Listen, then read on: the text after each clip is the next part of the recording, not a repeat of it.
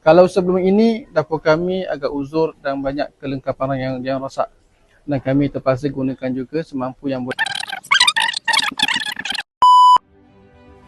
Terima kasih kepada semua dermawan atas sumbangan yang diberikan bagi membaik pulih dapur ini. Alhamdulillah, dapur ini telah sempurna dan telah diguna pakai oleh kami. Dan kami yang bersyukur, sekali lagi berterima kasih kepada tuan-tuan dan puan-puan atas sumbangan yang diberikan.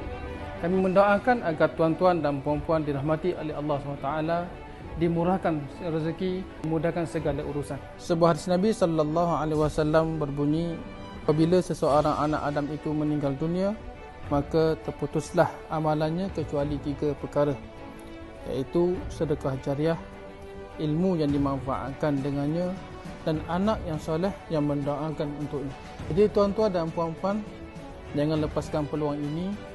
Marilah kita sama-sama berinfak, bersedekah jariah. Moga Allah Ta'ala menerima segala amalan kita.